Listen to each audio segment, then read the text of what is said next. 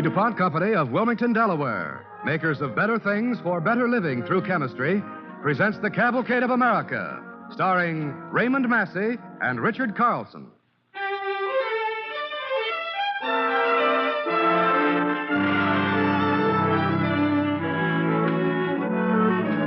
Tonight's DuPont play is called A Duel with Aunt Rebecca. And here is Richard Carlson to begin our story.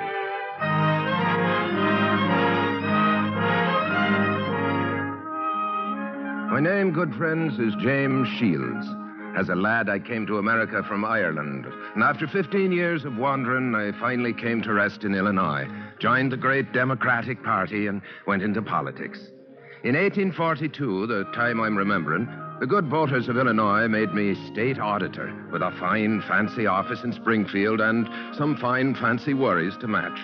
The worst of them, I remember, had to do with money.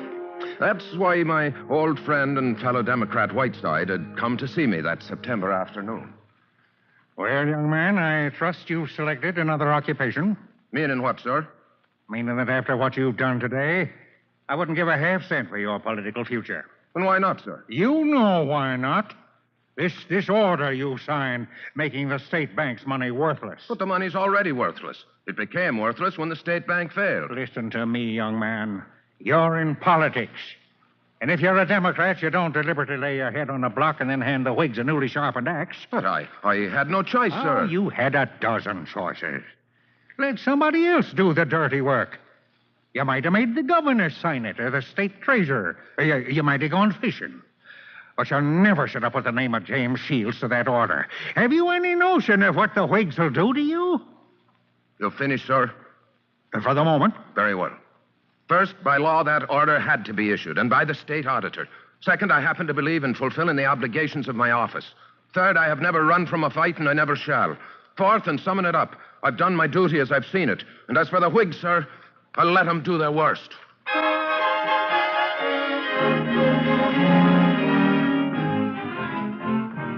Well, the Whigs did their worst. Such a commotion you never saw. And I was the villain. I was worse than Satan, Benedict Arnold, and Judas put together.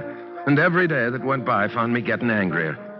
Then one morning, I picked up a copy of that infernal Whig paper, the Sangamo Journal, and I really got mad. Thinking back on it, I must have given Whiteside quite a start that morning. Mr. Whiteside. Oh, good morning, Shields. Come in, and... I've come to ask just one question, sir. Will you serve as my second? What? Somebody's challenged you to a duel? No, sir. It's I who'll do the challenging. Who? Challenge who? I don't know, sir. But I mean to find out, and when I do, Now, hold on, young man. What's all this about? You've not read the Sangamo Journal this morning? Before breakfast and spoil my appetite? Certainly not. Well, sir, in this morning's edition, I am called a fool, a liar, and a thief. You are you? By whom? The scoundrel doesn't even dare put his name to it. It's all in a letter. Here, pretended to be from a country woman named Aunt Rebecca. Aunt Rebecca, is it? Well, sir, he won't get away with it. He'll apologize or he'll fight. Oh, now, Shields, it can't be that bad. It can't, eh? Here, listen to this.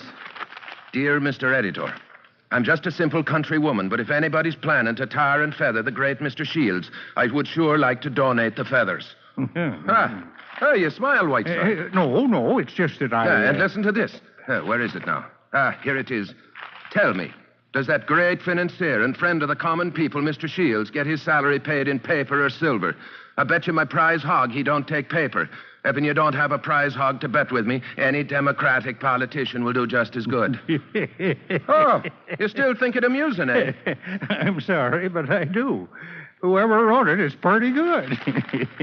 Thank you for your attention, sir. And good day. Now, Shields, just a minute.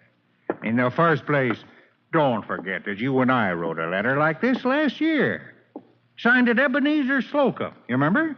Yes, sir, I do. But and if the Whigs were in office, we'd still be writing them. Perhaps so, but... If you want to stay in politics, young man, you've got to control your temper. You can't fight a duel with every Whig who attacks you, even if you are a crack shot and a good swordsman. A man calls me a liar, and I'm supposed to sit by and do... exactly, and do nothing. And the next chance you get, you call him a liar. That way nobody's feelings get hurt. Now, see here. A good politician takes about as much notice of slander as a Well, the fish does the rain. You either want to be a successful politician or you don't.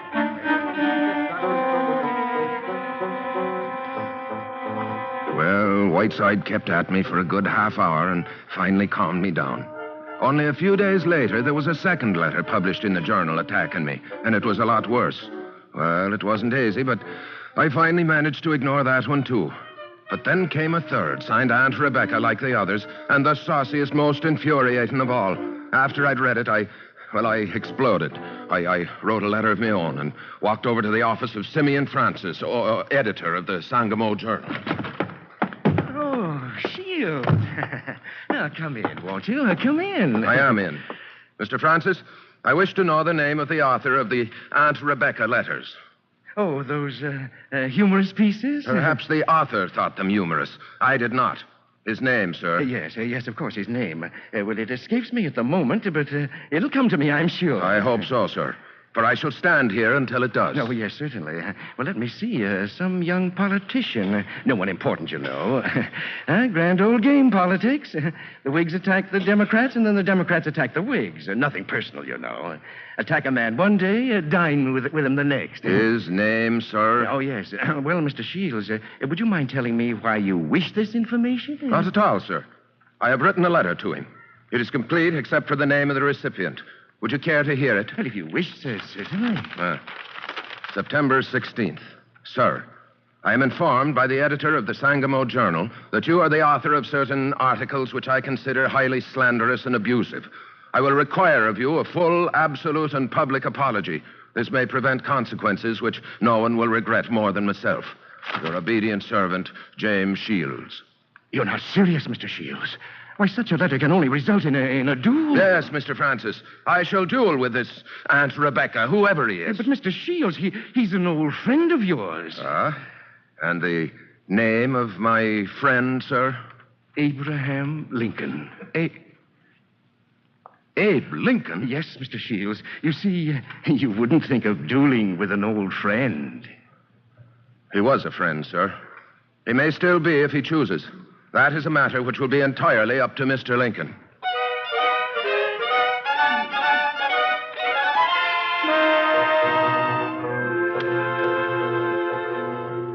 Well, my friend Whiteside tried to reason with me again, but I wouldn't listen. I'd gone too far, and I was too mad. And finally, when I threatened to deliver the letter myself, he agreed to take it over to Abe Lincoln's office.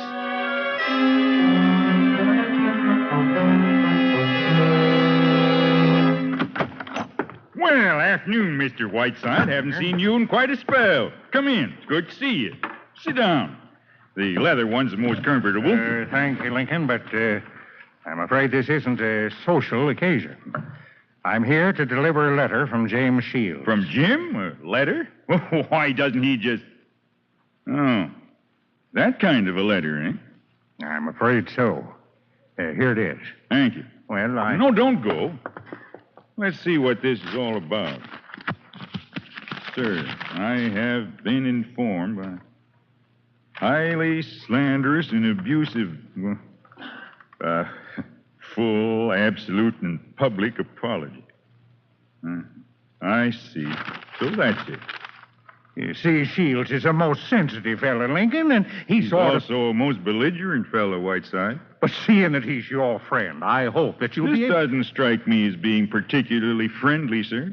I have been informed, he said. Suppose his informant was mistaken.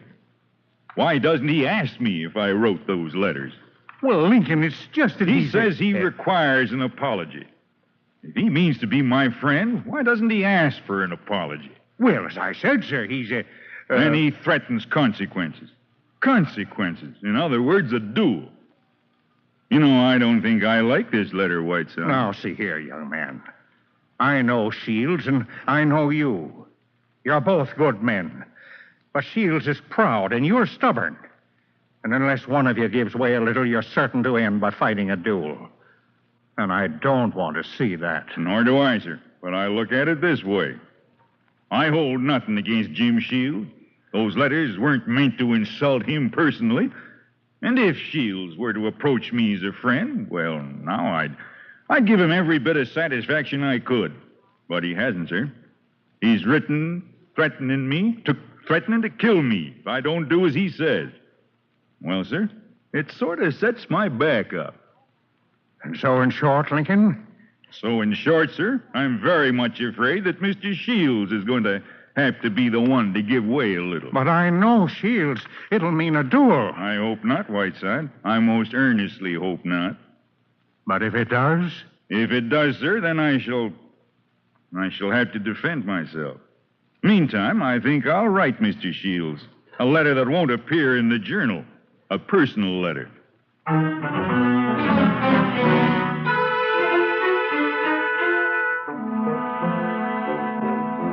September 17th, to James Shields, Esquire. Sir, you say you have been informed that I am the author of certain letters which you deem personally abusive to you, and you demand an apology. Now, sir, since you do not trouble to inquire if I actually am the author, I cannot bring myself to answer your note in its present form. Your obedient servant, Abraham Lincoln.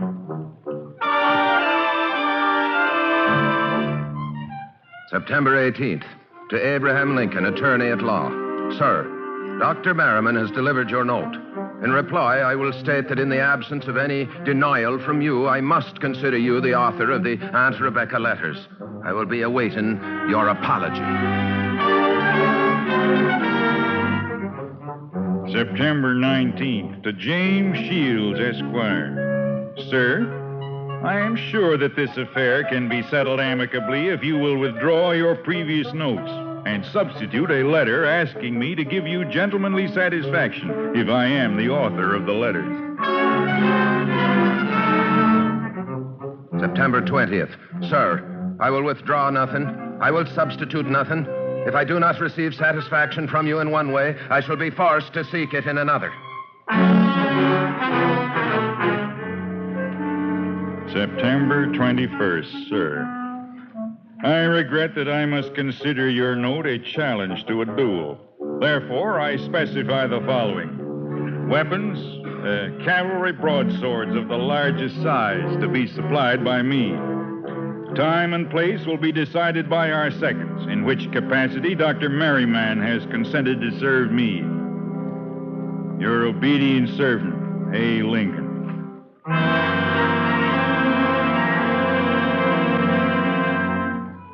Well, so there it was. We were going to fight a duel. It may sound presumptuous, me being ready to put an end to the life of the great Mr. Lincoln. But don't forget, Abe was just a 33-year-old Springfield lawyer then. As for dueling, I was a pretty good swordsman, and Abe wasn't. But then he was a full foot taller than me, and his arms were so all-fired long he could hug a hogshead and still twiddle his thumbs. So we looked to be about equal. Anyway, the 24th of September found Whiteside and me at the dueling place, an island in the Mississippi. Oh, sure lonesome out here. Oh, what time is it now? It's 5 minutes to 5. Lincoln and his second are due here at 5. Still no boat in sight. I wonder. Now, you don't suppose that maybe Mr. Lincoln's... Wait, what's that there coming around the river bend? Yeah, it's a boat. And there's 2 men in it. That answer your question? My question, sir, concerned Mr. Lincoln's watch, not his courage. He's a Whig and therefore a fool, but that doesn't mean he's a coward. You see, you do like the man. For the 100th time, will you listen to I'm reason? sorry, Whiteside, but I'm afraid I'm a little deaf to everything except an apology from Mr. Lincoln. Therefore, the duel is on? Yes, Mr. Whiteside, the duel is on.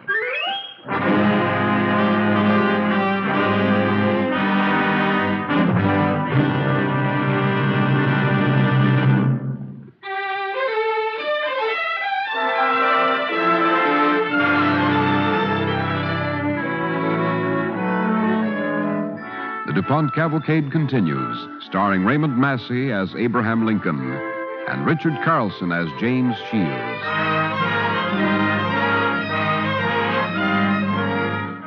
Shields, a fiery young Illinois politician, angered by a series of published letters attacking him, has challenged another Illinois politician, Abraham Lincoln, to a duel.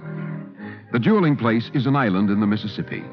Shields' second, Whiteside, now meets Lincoln and his second as they arrive at the island. Good day, Mr. Lincoln. How are you, Whiteside? Afternoon, Merriman. Good day, sir. You brought the weapons? Certainly. Certainly, I have them. Mr. Lincoln, I suggest that you wait here. Dr. Merriman and I will take the broadswords to Mr. Shields for his choice, as agreed. He's at the dueling place beyond yonder thickets, about the center of the island. When we're ready, I'll give you the signal to join us there. I'll whistle. As you say, sir.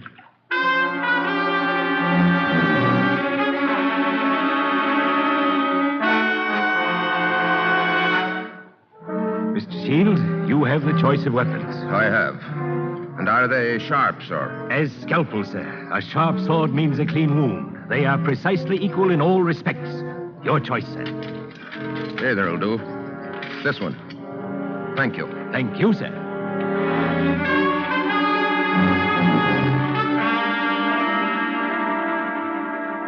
Then, while I was thrashing the air with mighty strokes, getting ready for the coming mortal combat, Merriman bids me bide my time, and off he goes with Whiteside to, he says, make the necessary preliminaries.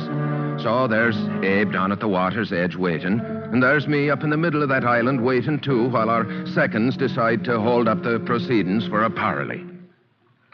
Merriman, this is ridiculous. I know. We've got to stop it. Neither man can win because if one is killed, the other's career is ruined. You're right, sir. Quite right. But what can we do?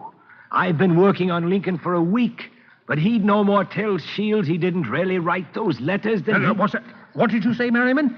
He didn't? I said he didn't really write those letters. Well, he wrote the first one all right, but that was the mild one. The others, well, they were written by a young lady of his acquaintance. By a young lady? Whiteside, where are you going?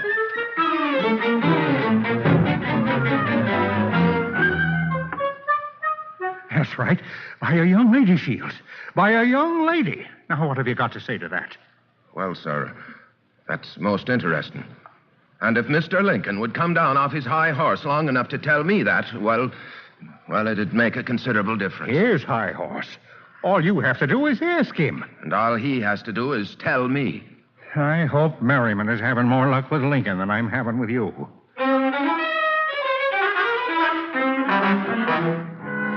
For the last time, Lincoln, it's not going to kill you to tell Shields the truth, man. When he asks me, Merriman, I'll tell him everything.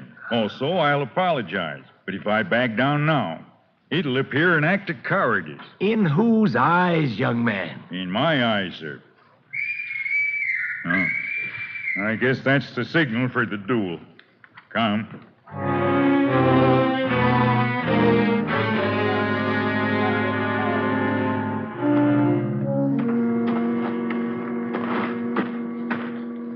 Here they come now. Good evening, Mr. Shields. Mr. Lincoln. Any luck, Doctor? No. You? No. Well, then? Well, then the two biggest fools in Illinois may proceed to destroy each other. Oh. Gentlemen, will you take your places? At the count of 10, you may begin. You ready, Mr. Shields? I am, sir. Mr. Lincoln? Ready, sir. Very well. Mr. Whiteside and I will count in unison. Ready? 1, 2, 3, 4, 5, 6. A moment, gentlemen. Yes, Mr. Lincoln. Tell me, since the seconds have had a bit of palaver, do the rules governing these affairs prevent the two principals from having a word together before the beginning of hostilities? Well, sir, I did. Just a moment, please. Nothing against it. Certainly. Yes, sir. The consensus, Mr. Lincoln, is that such a procedure is irregular, but permissible. In that case, would you gentlemen be so kind as to withdraw to the far side of the island? As you wish, sir. Come along now. Yes. Well, Mr. Shields? Well, Mr. Lincoln. It just occurred to me that a few minutes from now, one of us may no longer be in the best of health. And remembering our, do I presume if I say our friendship? I've always considered you my friend, Mr. Lincoln. Until recently, of course. Yes, of course. Well, remembering our previous friendship, then, well, in short, Mr. Shields, I should merely like to say goodbye to you as an old friend. That's not necessary, sir. I have no intention of killing you. In all frankness, I only mean to disarm you. Well, sir, that is likewise my intention. But with swords so sharp, the slightest slip may mean almost instant, well, sir, I believe you know my meaning. Yes, I see. Well, with that unfortunate possibility in mind, I should also like to say goodbye to you, too, Mr. Lincoln. Thank you, sir. Thank you kindly. You know, Mr. Shields, I was just thinking how unfortunate it is that even now, in 1842, men don't seem yet to have found a way to settle their differences peaceably. I agree. It is indeed unfortunate. Why, when you consider all that could be avoided by the simple thing as an apology, it makes you wonder. Yeah. Yes, of course. But I must tell you that regardless of the outcome of this encounter, I will at least have learned two most valuable lessons. For one, I doubt that I shall ever again resort to personal attacks on my political opponents. A most commendable resolve, I'm sure. And second, I assure you that in the future I shall think twice before writing a series of anonymous letters attacking... But Whiteside said you wrote only one of the letters. Mr. Shields, could that remark of yours be construed as an inquiry into the authorship of those letters? Well, sir, I suppose that it might possibly be so construed. Then I shall so construe it. And since you have inquired, I can tell you that I was the author of only the first letter. Inspired by its success, a high-spirited young lady of my acquaintance wrote the others. What is it you said? I may have helped with some of them a little bit. But I can inform you that they were written solely for political effect and that no personal offense was intended. I see. And tell me, sir, what you have just said, might that possibly be construed as an apology? Well, sir, yeah, I suppose it might be so construed. Well, sir, then I shall so construe it, and so accept it, and so thank you for it. You're most welcome, sir. And now, Mr. Shields, may I make an inquiry of you? You may, Mr. Lincoln. Then will you tell me, Jim, why in heaven we are standing on this dad-blasted island in the middle of this dad-blasted river? Ha! Ha, ha, ha! I'll tell you why, Abe.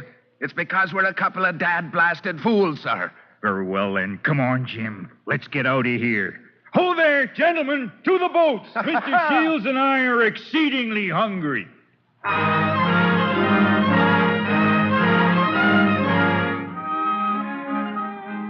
Well, good friends, that's the story, just as it happened. I'm not apologizing either. As I said, how was I to know that Abe Lincoln would turn out to be a great man? Well, come to think of it, maybe I should have known at that. It took a lot of courage and a lot of goodwill and wisdom getting us out of a situation like that. Yes, I guess I should have known, shouldn't I?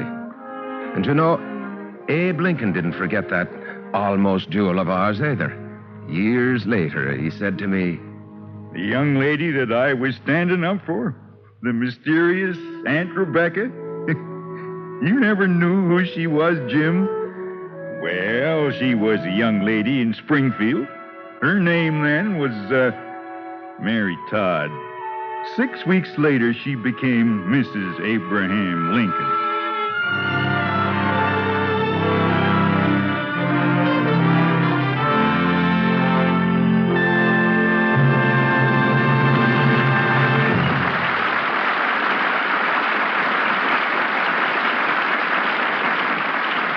Our thanks to Raymond Massey, Richard Carlson, and the Cavalcade players for tonight's story.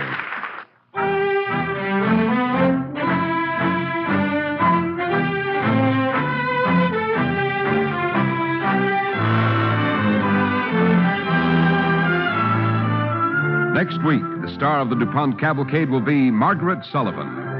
Our play, Militant Angel, a story of a great woman, Annie Warburton Goodrich, and her exciting crusade for humanity. Be sure to listen. Tonight's DuPont Cavalcade starred Raymond Massey and Richard Carlson and featured Charles Dingle. It was written by Warner Law. Music was composed by Arden Cornwell and conducted by Donald Voorhees. The program was directed by John Zoller. This is Cy Harris speaking.